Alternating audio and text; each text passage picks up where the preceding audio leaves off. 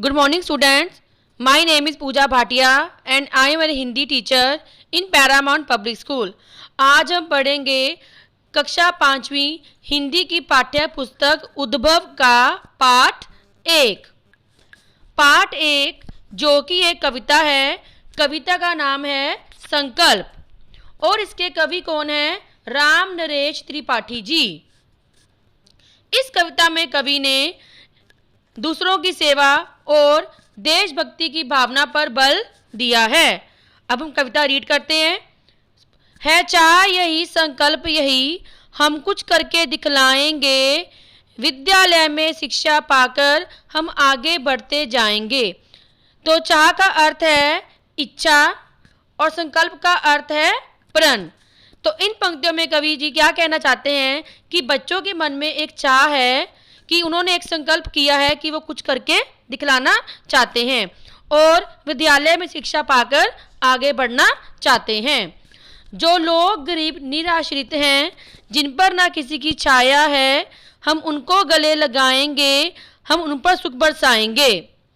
निराश्रित, निराश्रित का मतलब क्या होता है? बेसहारा, जिन लोगों को किसी का सहारा नहीं मिलता।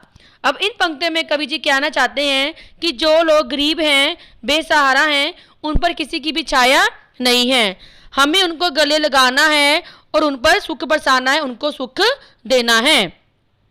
जो लोग अंधेरे घर में हैं, जो लटके हुए अधर में हैं, उनके घर आंगन में हम उद्यम का दीप जलाएंगे। इन पंक्तियों में कवि जी क्या कहना चाहते हैं कि जिन लोगों के घर में रोशनी भी नहीं है और अधर, अधर क्या होता है?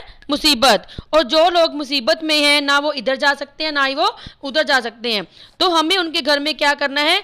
उद्यम, उद्यम यानी कि मेहनत का दीप जलाना है। अब इसके पढ़ते हम शब्दार्थ। संकल्प, प्रण या फिर निश्चय यानी कि कुछ चीज ठान लेना। निराश्रित, बेसहारा। अदर, बीच में। उद्यम, परिश्रम या फिर मेहनत। नेक्स्ट, जो लोग हार कर बैठे हैं, उम्मीद मार कर बैठे हैं, हम उनके बुझे चिरागों में फिर से नवजोत जगाएंगे। उम्मीद का मतलब क्या होता है? आशा यानी कि होप। चिराग का मतलब क्या होता है? दीपक। नव, नया, जोत, ज्योति। इन पंक्तियों में कवि जी कह रहे हैं कि जो लोग हार बैठे हैं, यानी कि जब वो काम करते हैं और उनको बार बार हार ही मिलती है, तो जब वो हारना शुरू कर देते हैं, जब उनको हार ही मिलती है, तब वो उम्मीद छोड़ देते हैं कि हमसे ये काम नहीं होगा। तो हमें उनके जो चिराग बुझ चुके हैं, हमें उनमें फिर से नई ज्योति जगानी है, उनमें नया प्रकाश डालना है। रोको मत आगे बढ़ने दो आज़ादी के परवानों को, हम मातृभूमि की सेवा में अपना सर्वस्व चढ़ाएंगे। अब आज़ादी के परवाने किसे बोला गया है? जो लोग देश की सेवा के लिए अपनी जान भी दे देते हैं।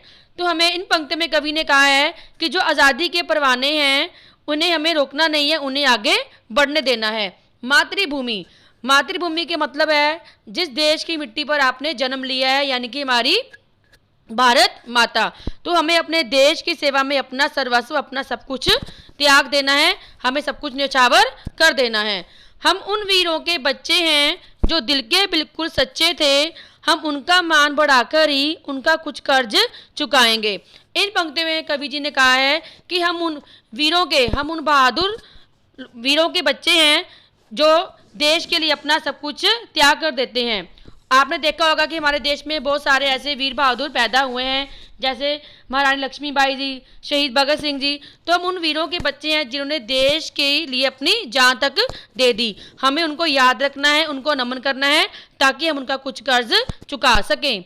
अब हम पढ़ते हैं शब्दार्थ। चिराग, दीपक, ज्योत, ज्योति, सर्वस्व, सब कुछ। तो स्टूडेंट्स, आज मैंने आपको ये कविता रीड करवाई है, इसको आपने अच्छी तरह से रीड करना है। Thanks and have a nice day.